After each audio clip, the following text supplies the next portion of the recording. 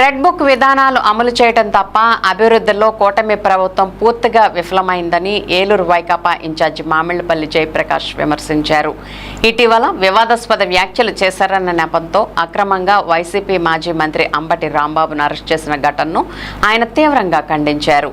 గురువారం బెయిల్పై Rajahmundry central jail నుండి విడుదలైన అంబటి రాంబాబు గుంటూరు వెళ్తున్న సందర్భంగా ఏలూరు ఆశ్రమ ఆసుపత్రి జాతీయ రహదారి వద్ద వైకాపా ఇన్ఛార్జి మామిళ్లపల్లి జయప్రకాష్ మరియు పార్టీ శ్రేణులు అంబటిని మర్యాదపూర్వకంగా కలిసి ఘనంగా సత్కరించారు.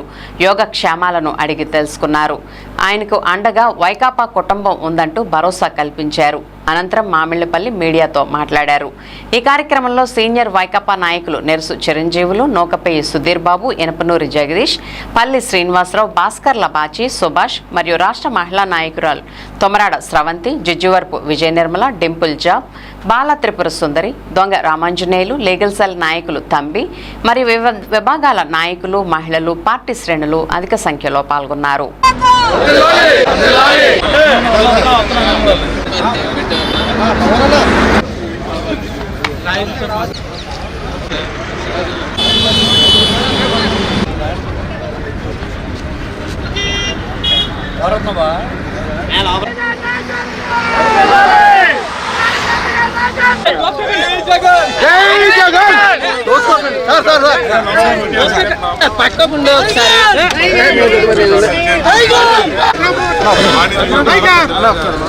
మీడియాలో దారి ఉండే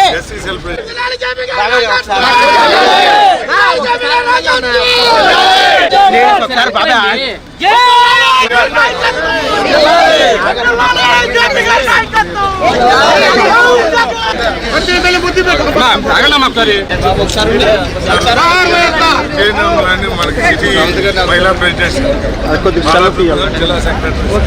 జిల్లా సెక్రటరీ, జిల్లా మహిళా సెక్రటరీ, జిల్లా vice president, Kumar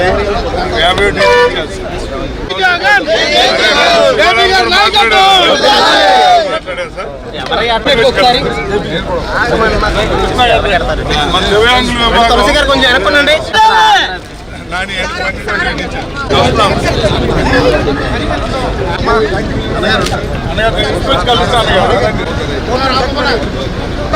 okay right.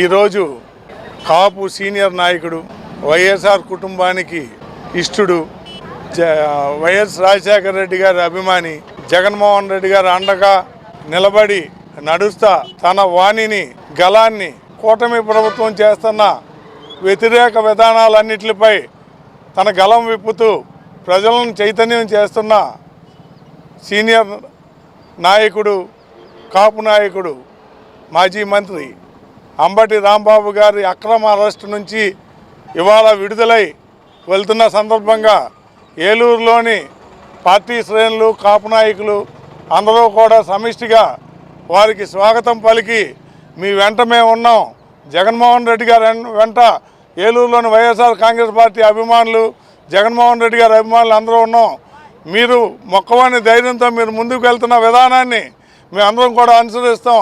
ఈ కూటమి పాలనలో చేస్తున్న ఈ దౌర్భాగ్యపు పనులను, వారు చేతకానితనాన్ని మీరు నిలదీస్తూ వెళ్తున్నంతసేపు మేము మీకు అండగా ఉంటామని మేము ఆయనకి చెప్పడం జరిగింది. టీటీడీ లడ్డూ వివాదంలో వారు చేసిన అక్రమాలన్నీ జగన్మోహన్ రెడ్డి గారిపై రుద్ది దాన్ని అవహేళన చేసే విధంగా టీటీడీని వారు చేస్తున్న దీన్ని ఖండించినందుకు రాంబాబు గారిని అక్రమ అరెస్ట్ చేసి 7 గంటలు ఈ తెలుగుదేశం నాయకులందరూ కూడా పోలీసు వారి సౌజన్యంతో వారి ఇంటిపై దాడి చేసి వారి కుటుంబాన్ని హత్య చేయడానికి ప్రయత్నించారు. కానీ ఆయన ఎక్కడా ధైర్యం సడలిపోకుండా రాజమండ్రి జైల్లో సుమారు 20 రోజులు ఉన్నా ఆయన అదే ధైర్యంతో జేపీ మేమంతా జగన్మోహన్ రెడ్డి గారు కనుక ఇంకా ధైర్యంగా నడుస్తాం, మీరందరూ కూడా నడవండి, మీకు అండగా ఉంటామని చెప్పడం జరిగింది.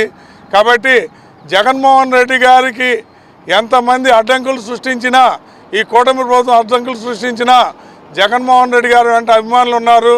ఆ అభిమానుల యొక్క సహకారంతో జగన్మోహన్ రెడ్డి గారు 2029లో గద్దెనెక్కడం ఖాయం. ఈ కూటమి ప్రభుత్వం చేసే వైఫల్యాలన్నీ వారు ప్రభుత్వ పరంగా వారు చర్యలు తీసుకోవడం ఖాయం అని తెలుపుతూ జై జగన్, జై జగన్, జై జగన్.